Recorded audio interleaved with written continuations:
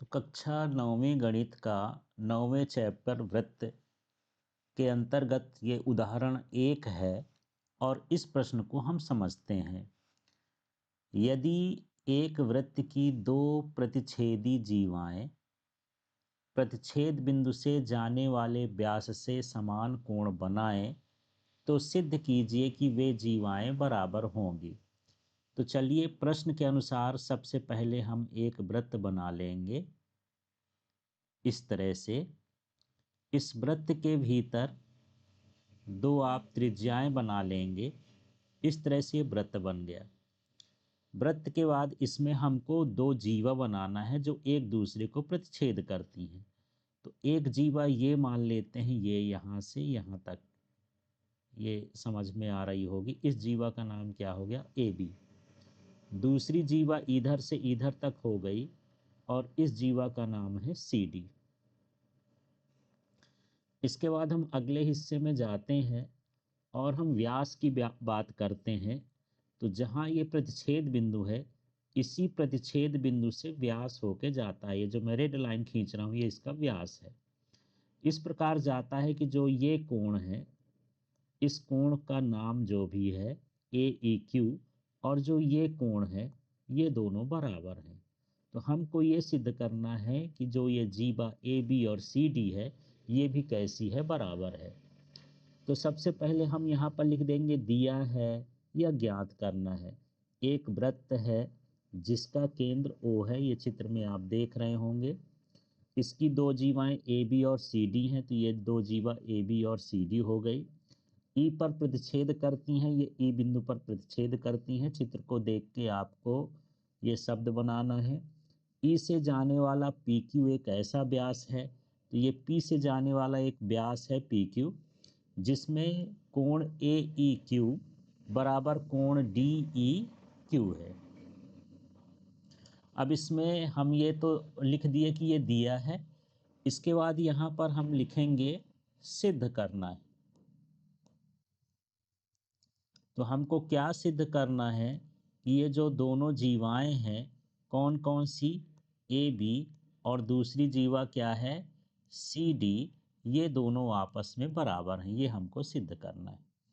इसके लिए हम क्या करते हैं, थोड़ा सा रचना कर लेते हैं। दिया है के अलावा हम इसमें दो चीज़ें और बना लेंगे। जैसे आप यहाँ पर देख रहे होंगे ओएल, ये वाली लाइन देख रहे होंगे ओएल, और यहाँ पर देख रहे होंगे ओएम, ये जो मैं ब्लैक से खींच रहा हूँ।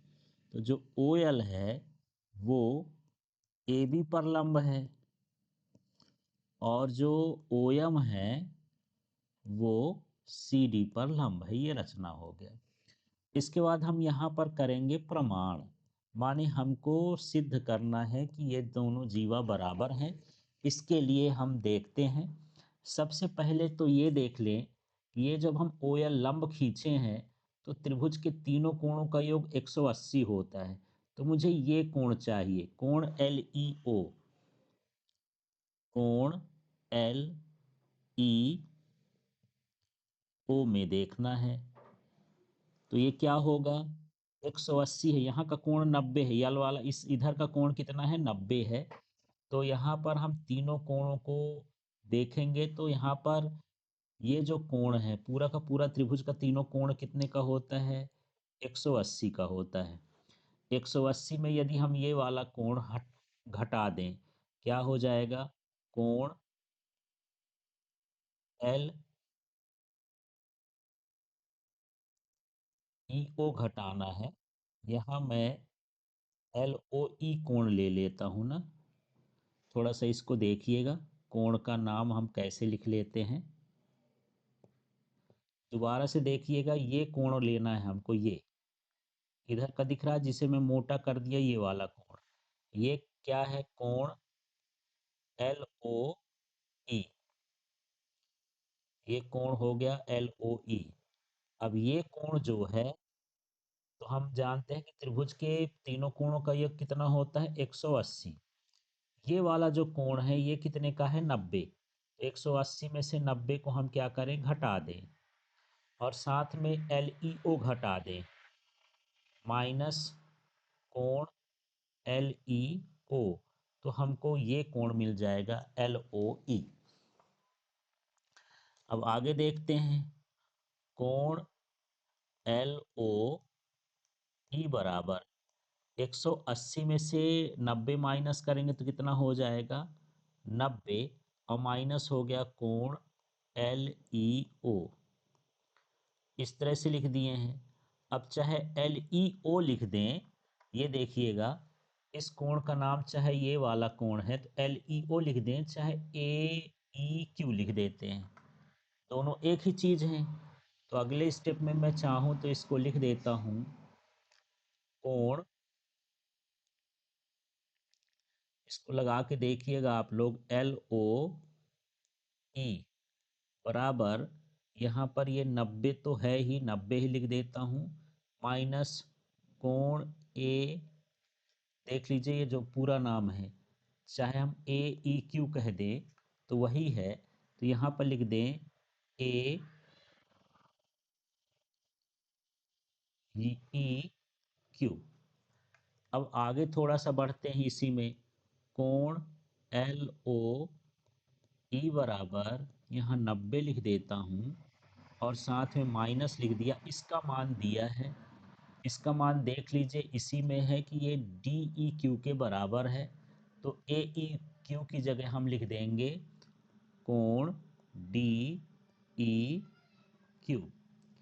इसके बाद आगे चलते हैं, तो कोण LOE बराबर कितना हो गया, ये 90 हो गया, माइनस ये जो DEQ है, ढूंढिए यहाँ पर, ये है DEQ, इसको हम MEO भी लिख सकते हैं। यहाँ पर लिख सकते हैं कोण क्या, कोण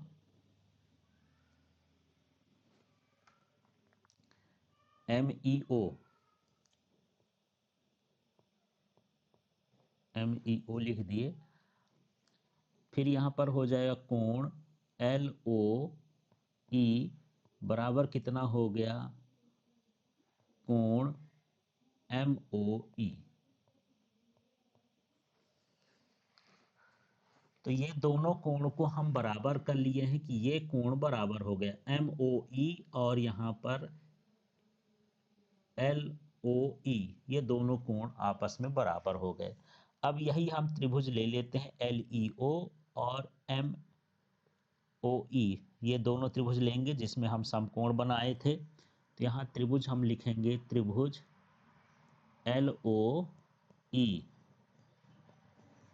और त्रिभुज MOE में, तो ये जो कोण है, कोण LOE और कोण MOE, ये दोनों बराबर हैं। काहे से बराबर हैं, ये हम सिद्ध कर चुके, अभी ऊपर सिद्ध किए हैं, वहां से बराबर हो गया। और साथ में एक कोण बराबर दिया है LEO और MEO, तो यहाँ पर ये भी है, कोण LEO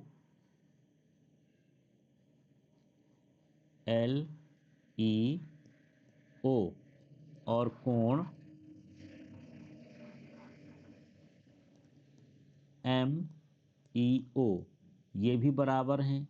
ये कैसे बराबर हैं, ये दिया है, तो यहाँ पर दे लिख दें या दिया है लिख दिए। अब इसमें एक भुजा है जो कॉमन होगी, और वो भुजा है ये EO या OE दोनों में है, तो यहाँ पर OE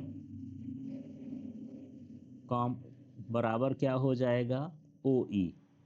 ये क्यों है, ये दोनों कैसे हैं, उभयनिष्ठ हैं, ये दोनों कैसे हैं, उभयनिष्ठ, इस तरह से लिख दिए हैं।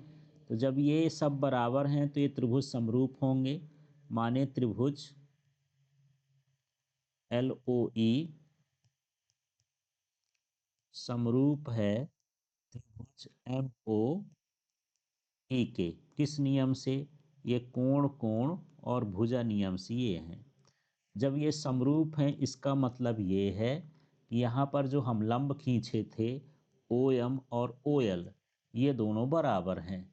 यहाँ पर लिख दिए ओ एम बराबर क्या हो गया ओ एल। ये किससे हो गया सी पी सी टी से। इसका मतलब है कि जो हमारे जीवा है वो भी क्या होता है बराबर होता है।